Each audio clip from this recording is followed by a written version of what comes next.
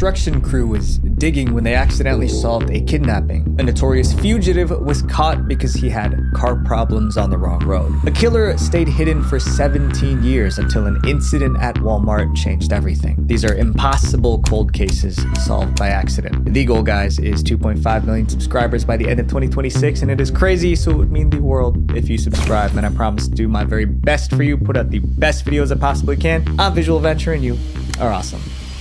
The wrong word that cost her freedom.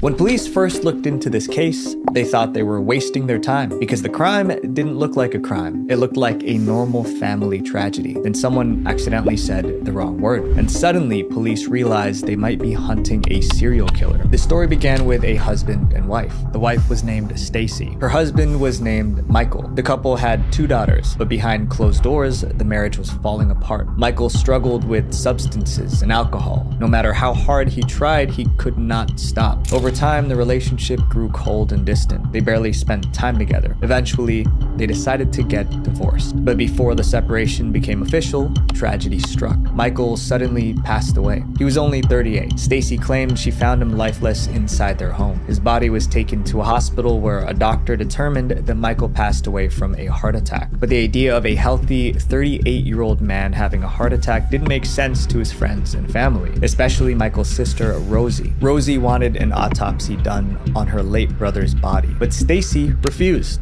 Stacy, are you going to have an autopsy? She looked at me and she said, Rosie, you know he didn't like being cut up in surgery and everything like that. She says no. Stacy pushed hard to stop the autopsy, and in the end, she got her way. No autopsy was performed. At the time, police had no reason to suspect foul play, so there was no criminal investigation. Soon after, Stacy collected a $55,000 payout from Michael's life insurance policy. Then she moved on with her life. But another tragedy was already waiting around the corner. About a year later, Stacy met a man named David Castor. The two got married in August 2003. But the new family had problems from the start. Remember, Stacy had 2 daughters from her previous marriage. David did not want to be a father figure to Stacy's kids.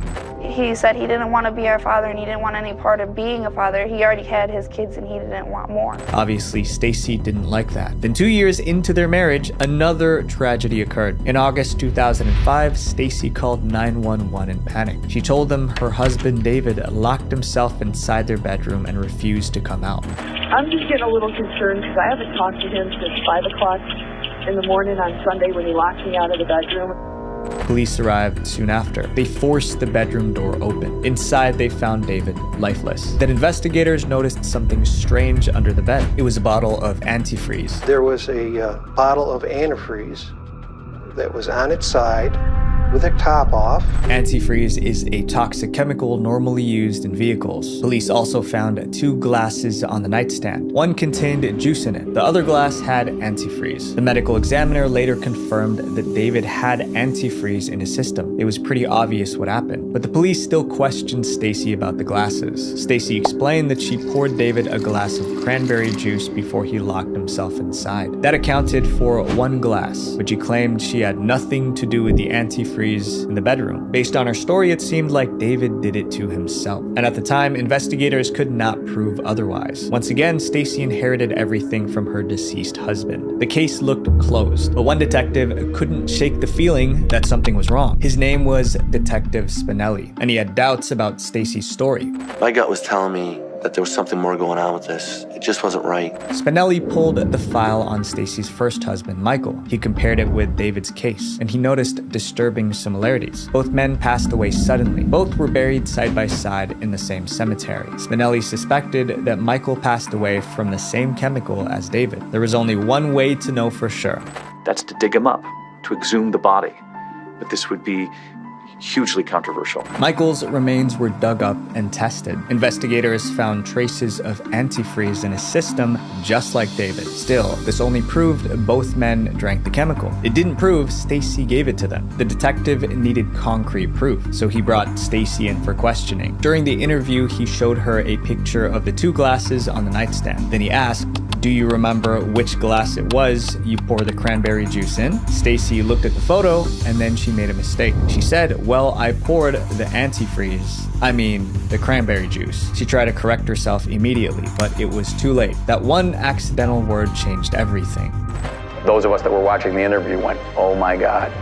That was a Freudian slip that she couldn't control. Stacy insisted it was just a slip of the tongue. She accused the detective of trying to frame her and stop the interview. At that point, the pressure was closing in. Stacy was desperate to prove her innocence, so she made one final desperate move. Stacy decided to blame everything on her own daughter, Ashley. A few days later, she slipped sleeping pills into Ashley's drink. The pills were meant to end her life. After Ashley passed out, Stacy placed a typed confession letter beside her. In the letter, Ashley confesses to the murders of David Castor and Michael Wallace, her own father, giving intricate details as to how she went about poisoning them. Then Stacy called 911. She told police she found her daughter unconscious. She also said Ashley left a note confessing to both crimes. But Stacy's plan failed. Ashley survived, and she told police that she never wrote that letter confessing to the crimes. Since the letter was typed, investigators checked Stacy's computer, and they found drafts of the confession letter. The timestamps showed the letter was written while Ashley was away at school. The evidence was overwhelming. Stacy was arrested. In 2009, she was found guilty of murdering both husbands and attempting to end her daughter. She was sentenced to over 51 years in prison. The criminal in our next chapter wrote his secret on a piece of paper, and then the wrong person read it. The man who talked himself into jail. When Jonelle Matthews was kidnapped, the case became national news. Even the president mentioned it in a speech. 5 days before Christmas, Jonelle disappeared from her home. But all that publicity did not solve the case. For 35 years, no one knew where Jonelle was. Then a construction crew made a random discovery that unraveled the mystery. Jonelle Matthews vanished in 1984. She was only 12. She lived with her family in Greeley, Colorado. One night, her